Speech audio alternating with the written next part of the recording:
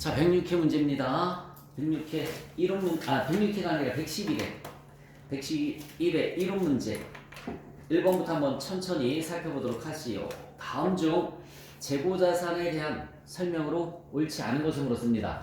우리 전산생 1급 1호 문제에서 나오는 문제 단원이 거의 대부분 정해져 있어서 비슷한 문제들이 많이 나올 거야. 자, 옳지 않은 것을 물었어요. 매입한 상품 중 선적지 인도 기준에 의해서 운송 중인 상품은 구매자의 재고자산에 포함된다라고 나와 있습니다. 여러분, 선적지 인도 기준이 뭐죠? 선적하자마자 내 것이 되는 거죠, 그렇죠? 선적하자마자 내 것이니까는 선적하자마자 구매자의 것, 선적하자마자 구매자의 것을 우리가 선적지 인도 기준이란 말 쓰는 거야. 그러니까 구매자의 것이 맞아요. 자, 당장 표시하고 하나만 받아 적어보세요. 도착지 인도 기준. 도착지 인도 기준 쓰셨어요? 도착이 되어야만 구매자의 것. 도착이 되어야만 구매자의 것 이렇게 써놓으시면 되겠습니다. 그거는 말 그대로 도착이 되어야지만 구매자의 것으로다가 처리가 되는 게 도착지 인도 기준. 다른 말로 목적지 인도 기준. 다른 말로 목적지 인도 기준이란 말 씁니다. 자, 선적지 인도 기준은 선적하자마자 구매자의 것.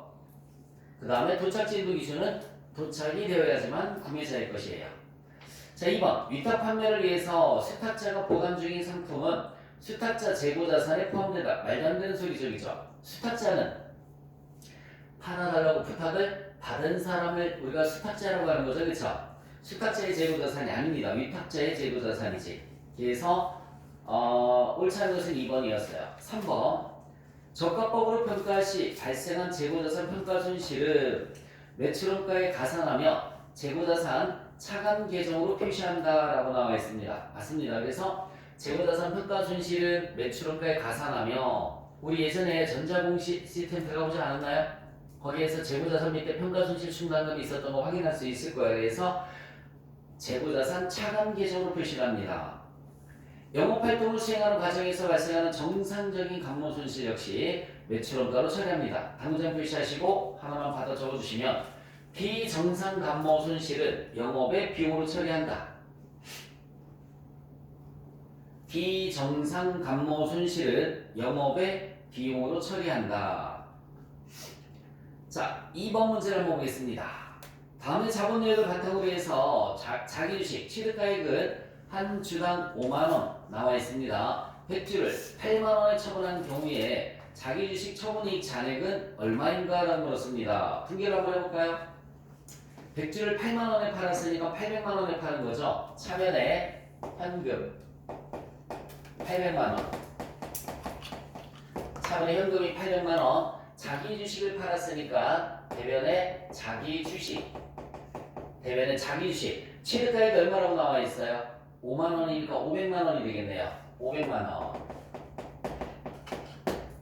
차변에 현금 800만원, 대변에 자기 주식이 500만원입니다. 그러면 여기 잠깐만 500만원짜리를 800만원에 팔았으니까 자기 주식 처분 이익이 나와야 되는데 자기 주식 처분 이익을 쓰기 전에 자기 주식 처분 손실이 자기 주식 처분 손실이 있으면 이걸 먼저 상대 처리를 해줘야 돼요. 그리고 나서 자기 주식 처분 이익으로 처리를 해줘야 됩니다. 네모난 박스 안에 봤더니 자기 주식 처분 손실이 얼마 있죠? 100만원 있죠? 네, 100만원을 먼저 상대 처리해주고 나면은 자기 주식 처분 이익은 얼마가 되냐면 200만원 이렇게 되는 겁니다. 그래서 답은 2번이에요. 그러면은 자기 주식 처분 손실은 없어지는 겁니다. 자기 주식 처분 손실은 없어지는 거예요. 자, 이런 형태로 분개되는 게 몇 개 또 있거든요. 여기 볼까요? 이런 형태로 분개되는 게, 자, 이렇게 분개를 한번 해볼게요. 차변에 현금이 800만원, 대변에 자기 주식이 만약에 1000만원이라고 가정을 한번 해보자. 1000만원이라고 가정을 한번 해보자. 그러면 1000만원짜리를 800만원에 팔았죠? 800만원에 팔았으니까 뭐가 올까요? 자기 주식 처분 손실이 와야 되는데 자기 주식 처분 손실을 쓰기 전에 뭐를 먼저 자기 주식 처분이익이 있으면 자기 주식 처분이익을 먼저 상대 처리를 해줘야 돼요. 만약에 없으면 얘가 200만 원이 되는 거죠. 근데 만약에 있으면 얘를 먼저 정리해주고 나머지가 자기 주식 처분 손실 이렇게 분개가 되는 겁니다.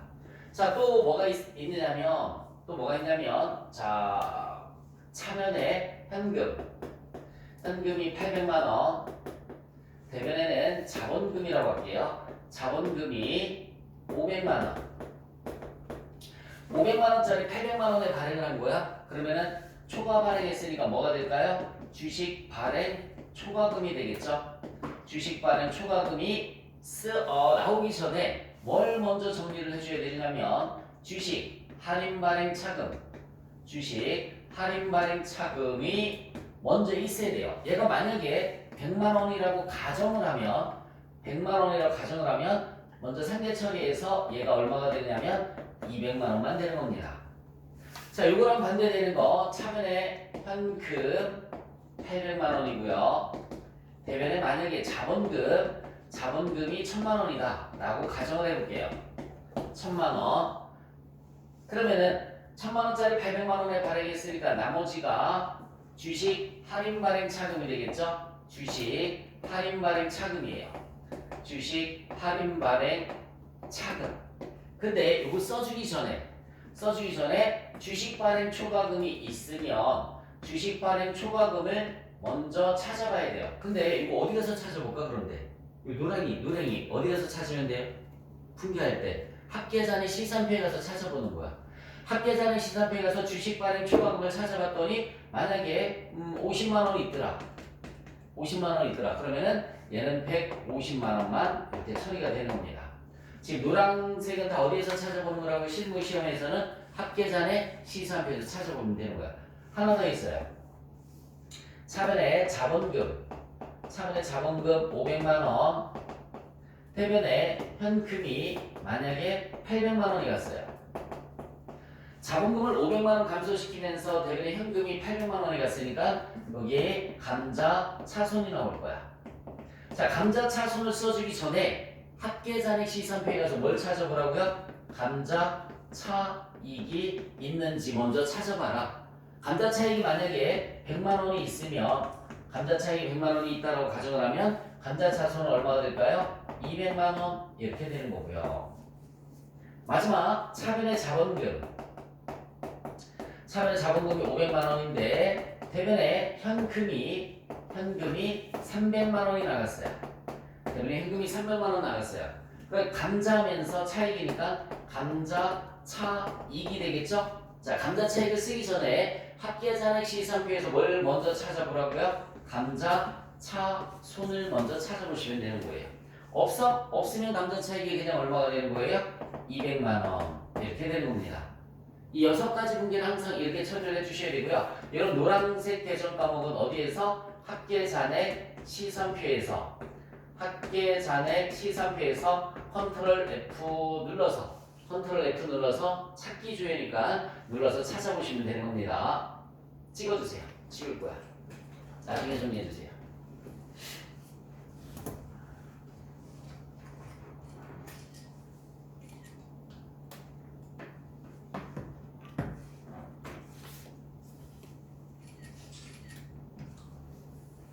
이 문제에서는 이게 답인 거야, 그죠? 자기 주식 처분이 200만 원이 답이 됩니다. 자, 3번 문제를 보시면 매도가는 증권이라고 나와 있어요. 매도가는 증권으로 분류하는 경우와 단기 매매 증권으로 분류하는 경우 각각 재무제표에 미치는 영향으로 알맞게 짝지어진 것을 보았습니다. 자, 그러면은 이것도 분계를 통해서 정리를 해드릴 테니까 분계를 한번 해보시기 바랍니다. 첫 번째 1주당 취득가액은 얼마라고 나와 있냐면 만원 이렇게 나와 있어요. 취득가액은 만원이라고 나와 있고 그 다음에 수수료 주식수는 3,000주가 나와 있습니다. 3,000주. 그래서 3,000주 곱하기 만원 이렇게 해주면 3천만 원이 되겠죠? 기말평가액이 이전에 발생한 수수료가 있습니다. 수수료가 얼마라고 나와 있어요? 55,000원. 수수료가 55,000원 나와 있고요. 자, 그러면 단기 매매 증권부터 분개를 한번 해볼게요. 차변에 단기 매매 증권.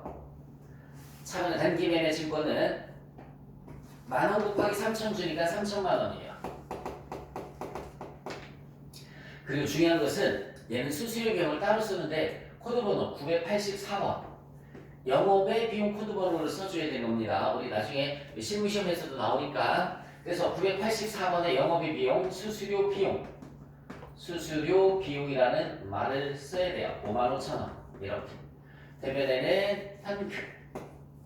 대변에 현금이 3,000, 55,000원 이렇게 합니다. 3,000, 55,000원. 자, 그런데 매도 가능 증권이다라고 하면 차변에 매도 가능 증권은 수수료 포함해서 3,000, 55,000원. 대변에는 현금 3,000, 55,000원 이렇게 분개를 해주는 거야. 매도 가능 증권이나 만기 보유 증권은 포함해서 분개를 하고요. 단기 매매 증권만 저렇게 수수료 비용을 따로 씁니다. 자, 결산 시 평가액이 8,000원 나와 있어요. 여러분 3,000주 곱하기 8,000원이면 얼마가 되는 거지? 공정가치가 2,400만 원이 되죠. 그럼 이거부터 한번 해볼까?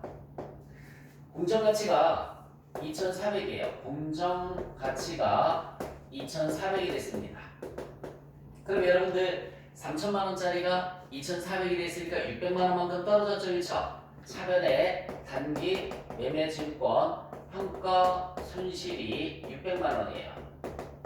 그리고 대변에 단기 매매 증권이 600만 원. 이렇게 분개를 해주면 돼요. 자, 얘는 공정가치가 똑같습니다. 공정가치가 얼마냐면 2,400. 공정가치가 2,400만 원 똑같아요. 그런데 여기 봐요. 3,500, 55,000원짜리가 2,400이 됐으니까 매도 가능 증권 평가 손실이 얼마가 되냐면 605만5천원이 됩니다. 대변에는 매도 가능 증권이 605만5천원 이렇게 분개가 되겠죠. 자, 봐요. 얘는 비용이에요. 얘도 마찬가지 비용입니다. 즉 비용 단기 손익에 반영되는 금액이 605만5천원이 되는 거고요. 토탈 여기서 55,000원, 여기서 600만원. 그래서 단기 손익에 반영되는 금액은 얘도 단기 손익에 반영되는 거예요. 605만5천원. 여기는 비용이 없고요. 매도가능 증권평가 손실 비용이 아니죠. 뭐에 속하는 거지? 기타 포괄 손익이에요. 기타 포괄 손익이 605만5천원. 그래서 답은 605만5천원 매도가능 증권 기타 포괄 손익이니까 4번이 답이죠. 단기 매매 증권은 605만5천원만큼이 단기 손익으로 인식이 되는 거고 4번이 답이 되는 겁니다. 분개할 때 저거 단기 매매 증권은 수수료 비용을 따로 씁니다. 그런데 984번이라는 거 잊지 마시고요. 여기에서 매도 가능 증권 코드 번호가 또 중요하죠. 178번이에요. 우리 실기할 때 매도 가능 증권의 코드 번호는 178번으로 처리를 해줘야 됩니다.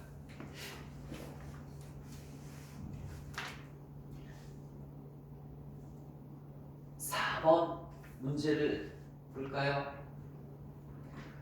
유형자산 취득원가를 증가시키는 항목에 포함되지 않는 것을 물었어요. 유형자산과 관련해서 새로운 고객층을 대상으로 영업을 하는 데 필요한 직원 교육훈련비라고 나와 있습니다. 여러분, 직원의 교육훈련비는 회사가 통제할 수 없는 거죠. 그만두면 그만이잖아, 그지? 그래서 직원의 교육훈련비는 자산 취득 원가에 포함할 수가 없습니다. 그냥 즉시 비용 처리를 해줘야 되는 거야. 회사가 통제할 수 없기 때문에 자산에 포함시키지 않습니다. 그래서 포함되지 않는 것은 1번이 답이네요. 설계와 관련해서 전문가에게 지급되는 수수료 취득 원가에 포함하는 것 같습니다.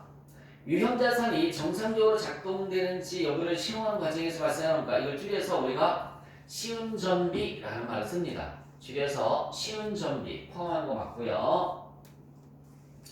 취득록세 등 유형자산 취득과 직접 관련된 제세공과금 당연히 포함하는 거 맞죠? 그래서 2, 3, 4번은 유형자산 취득원가에 포함하는 거고요. 1번의 교육훈련비는 즉시 비용 처리를 해주시면 돼요. 자, 5번 문제 보시면 다음 중 아래 이익영업 처분 계산서에 대한 설명이 다 옳지 않은 것을 물었어요. 제 8기 말 자본금은 3억 원, 이익준비금은 1,000만 원이다. 상법 규정 최소한의 이익준비금은 상법 규정에 따른 최소한의 이익준비금만 적립하기로 한다. 밑줄 쳐보세요. 상법 규정에 따른 최소한의 이익준비금. 밑줄 쳤어요? 현금 배당금의 10%라고 써주시면 돼요. 현금 배당금의 10%. 현금 배당금의 10%. 상법 규정에 따른 이익준비금은 현금 배당금의 10%를 적립을 해줘야 되는 겁니다. 자, 거기 봤더니 전기 2월 뭐가 있어요? 미처분 이익금이 나와 있고 전기 오류 수정 이익이 얼마 또 나와 있어요? 800만 원 나와 있어요. 그 전기 오류 수정 이익이나 수정 손실이 크게 두 가지가 있는데 여기 봅시다. 전기 오류 수정 이익 손실이 크게 두 가지가 있어요. 첫 번째, 중대한 오류. 중대한 오류. 얘는 상대방의 의사결정에 영향을 줄 수 있는 것. 상대방 의사결정에 영향을 주는 것. 이걸 갖다가 우리가 중대한 오류라는 말을 씁니다. 얘는 어디에 반영을 하냐면 이익, 잉여금, 처분계산서에 반영을 해요. 이익잉여금 처분계산서에 반영을 합니다. 자, 두 번째, 중대한 오류가 아닌 게 있어요. 중대한 오류가 아닌 게 있어요. 이건 영향을 주지 않는 거죠. 그래서 얘는 어디에 반영을 하냐면 손익계산서에 반영을 합니다. 손익계산서에 반영을 해줘요. 얘는 손익계산서에 반영하는 것은 900번대를 쓰는 거고요. 얘는 몇 번대를 쓰냐면 300번대를 씁니다. 얘는 300번대를 써요. 자, 예를 들어서 간단하게 설명을 해드릴게요. 잠시만 봅시다.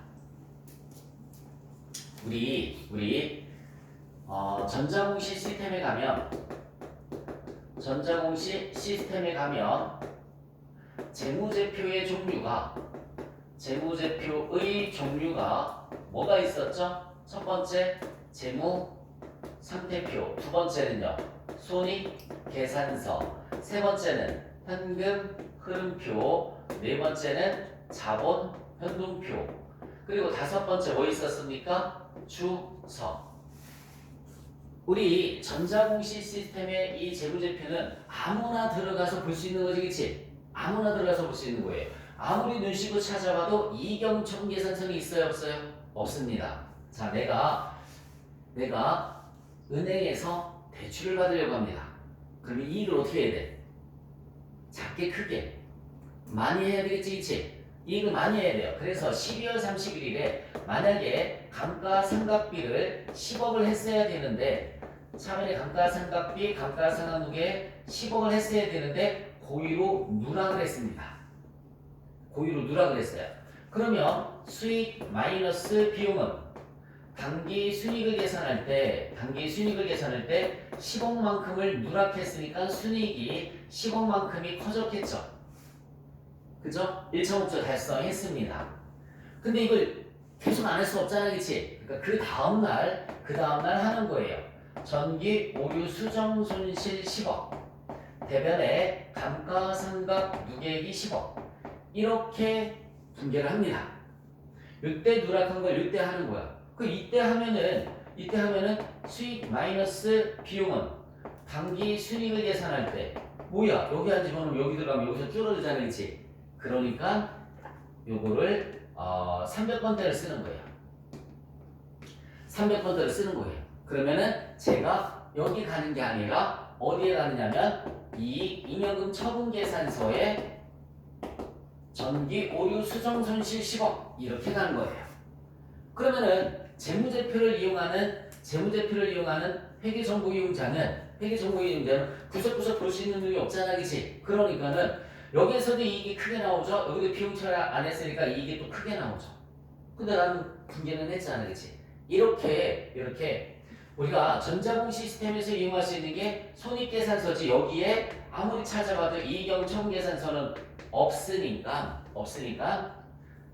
은행 직원의 의사결정에 영향을 주려고, 그죠? 은행 직원의 의사결정에 영향을 주려고 몇 번대를 쓴다고요? 300번대를 써서 이렇게 회계 처리를 하는 겁니다.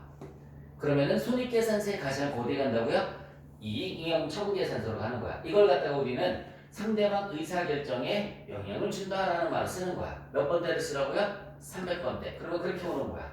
자, 요 개념이 있으시면 되고 나중에 우리 법인세 할 때 또 요 개념이 나올 거야. 자, 동그라미 1번부터 한번 읽어봅시다. 동그라미 1번을 보시면 전기 오류 수정사항을 반일기한에 있으면 이는 중대한 오류에 해당한다. 이경 청계산서에 있으면 중대한 오류에 해당하는 거 맞는 거야. 손익계산서상 단기 순이익은 6천만 원이지. 1,800이 아니라. 그죠? 그냥 보기만 해도 답이 나오네. 옳지 않은 것은 몇 번? 2번입니다. 이익 잉여금 처분 총액은 3,800만 원이다. 자, 여러분. 이익준비금 A의 금액을 구해봐봐. 이익준비금 A의 금액은 현금 배당금의 몇 %라고 그랬지? 10%가 되는 거라고 그랬지? 지금 거기 현금 배당금이 얼마 나와 있어요? 3천만 원 나와 있잖아. 3천만 원이 몇 %? 10%니까 얼마가 되는 거지? 300만 원이 되는 거죠. 300만 원. 그러면 도해 보실래요? 3,300에 500만 원 되니까 B는 3,800만 원이 되는 거 맞죠? B는 3,800만 원이 되는 거 맞습니다. 자, 재무상태표상 주식 발행 초과금은 없다라고 나와 있어요. 이거 뭘 보고서 알 수가 있는 거냐면, 여러분 그 이경 청계산서에 보면 주식 할인 발행 차금이라는 게 있지? 있어요? 자, 여러분 여기 잠깐만, 아까 내가 분개로 설명했었는데 주식 할인 발행 차금하고 주식 발행 초과금은 동시에 존재할 수가 없는 거야. 주식 할인 발행 차금이 있는 회사는 주식 발행 초과금이 없는 거고, 만약에 주식 발행 초과금이 있으면 뭐가 없는 거야? 주식 할인 발행 차금이 없는 거예요. 그러니까 이 회사는 주식 할인 발행 차금이 있으니까 주식 발행 초과금은 없겠구나, 이렇게 판단할 수가 있는 거야. 그러면 같은 개념으로 여기 봐요. 감자 차익이 있는 회사는 뭐가 없는 거야? 감자 차손이 없는 거야. 자기 주식 처분 이익이 있는 회사는 뭐가 없는 거야? 자기 주식 처분 손실이 없는 거야. 아까 그 분개로 설명했었던 6가지 개정 과목 그렇게 이해를 해주시면 됩니다. 자, 이 문제에서 칠판에서 중대한 오류는 몇 번대를 써라? 300번대를 써서 이경 청계산서에 반영을 하면 상대방 의사결정에 영향을 줄 수 있는 거고요. 그렇지 않고 뭐 중대하지 않은 거야. 그러면 그냥 900번대 써서 손익계산서에 반영을 할 수 있다라는 얘기입니다. 손익계산서에 반영할 수 있다. 됐어요? 사진 찍을 사람 얼른 찍어놓으세요.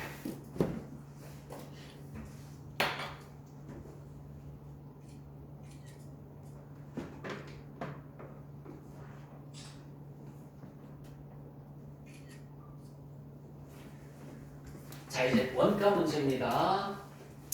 다음 주 원가 집계 과정에 대한 설명 중 틀린 것을 물었어요.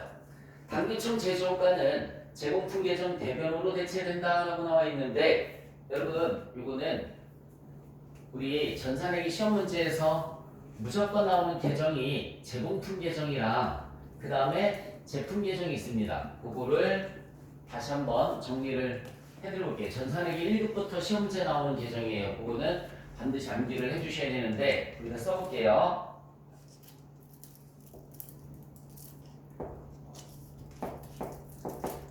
자, 이렇게 제공품 계정을 그려서 차근 첫 번째 기초 제공품, 기초 제공품 밑에 직접 재료비, 밑에는 직접 노무비가 들어가고요. 밑에는 제조 간접비가 들어가요. 기초 제공품, 직접 재료비, 직접 노비, 제조 간접비. 그리고 여기는 제품 제조원가가 들어갑니다. 제품 제조원가, 그리고 기말 제공품이 들어가요. 그리고 나서 요 다음에 나오는 게 제품 계정이죠. 제품 계정. 이걸 공장이라고 생각을 하면 돼. 공장에서 완성된 거는 창고로 보내겠죠. 공장에서 완성된 건 창고로 보내겠지. 창고에 가면 팔다 남은 거, 기초 제품, 팔다 남은 거 기초 제품에다가 요번에 완성된 게 공장에서 넘어오겠죠. 제품 제조 원가. 다시 한번 공장에서 물건을 만들기 위해서 재료비, 노비, 재료비 투입을 해요. 여기서 완성 미완성이 나오면 완성된 건 창고로 보내줄 거야. 창고에 갔더니 팔다 남은 제품이 있어요. 요번에 완성된 거 합쳐서 팔면 되는 거죠. 매출원가. 그리고 남은 걸 우리가 뭐라고 하냐면 기말 제품 이란 말 쓰는 겁니다. 남은 걸 기말 제품. 자, 1번 보시면 단기총 제조원가는 여기 봐요. 요 세 가지 더해준 걸 이렇게 세 가지 더해준 거.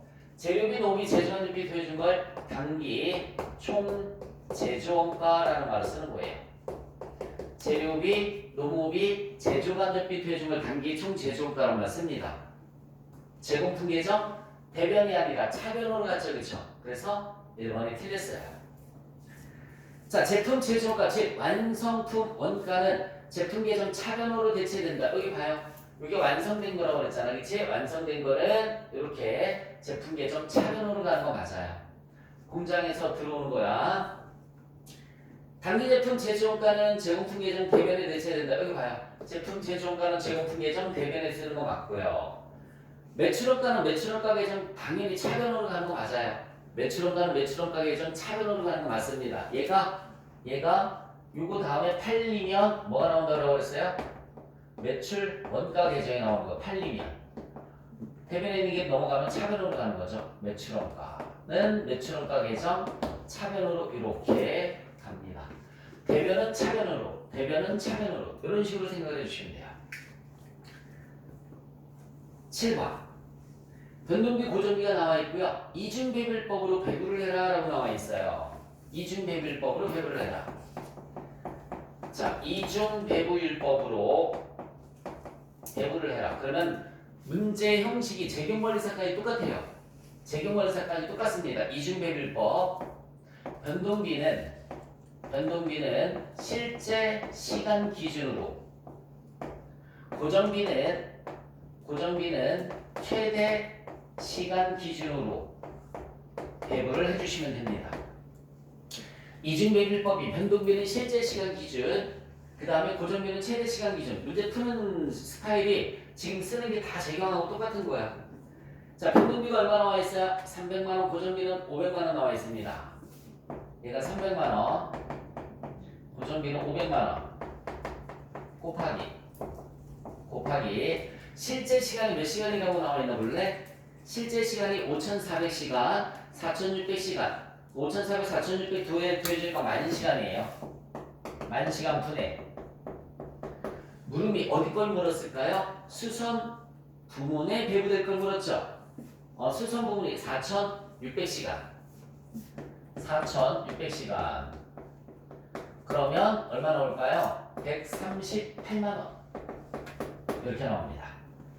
자, 고정비는 최대 시간을 기준으로 배분을 해줘라 라고 했어요. 최대 시간이 8,800에 7,200, 16,000시간입니다. 16,000시간. 16,000시간 분의 수선 부문에 해당하는 시간이 7,200시간. 7,200시간. 얼마 나올까, 민서야? 계산하면 얼마 나오나 빨리 계산해.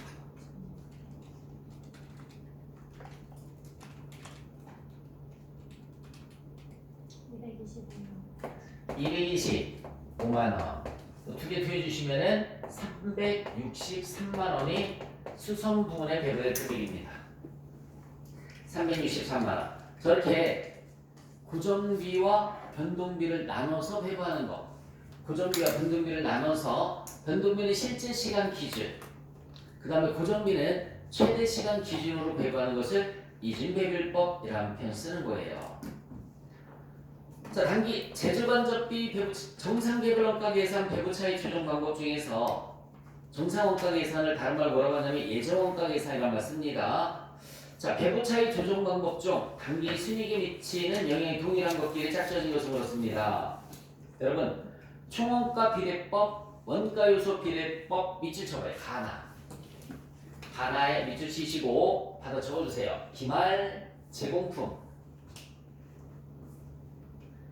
컴마시고 기말 제품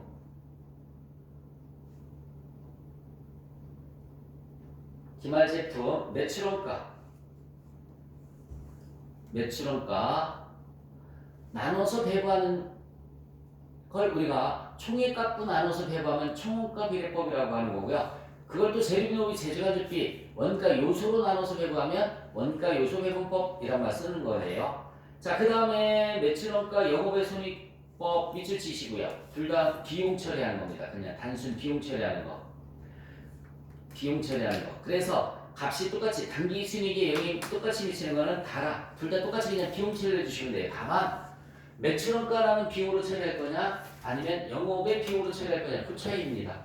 둘 다 비용 처리를 해주는 그런 방법이에요. 답은 3번입니다. 자, 공손에 대한 설명이 다 틀린 것을 물었어요. 공손은 불량품을 공손이라고 합니다. 내가 여기 봐요. 공손은 불량품이에요. 불량품을 공손이란 말 써요. 공손. 여기에는 정상 공손이 있고요. 정상 공손이 있고 비정상 공손이 있습니다. 정상 공손, 비정상 공손이 있어요. 내가 붕어빵 만드는 걸 아르바이트를 하는데 붕어빵 틀에 붕어빵을 10개 만들 수 있어요. 4, 5, 6, 7, 8, 9 10개의 붕어빵을 동시에 만드는데 아직 초보자다 보니까는 실수가 아니라 능력의 한계치 때문에 꼭 하나씩은 덜 익거나 아니면 조금은 타거나 덜 익거나 아니면 조금은 탔습니다. 그러면은 아무리 내가 잘하려고 해도 하나씩은 덜 익거나 탄다라고 그랬죠, 그쵸? 이걸 우리가 정상공손이란 말씀을 늘 반복적으로 발생하는 거예요. 내 능력 갖고는 어쩔 수 없는 거예요. 그 덜 익힌 건 어떻게 하면 돼? 덜 익힌 건 더 익혀서 팔면 되는 거죠, 그쵸? 그래서 정상공손은 기말 제공품에 배분하거나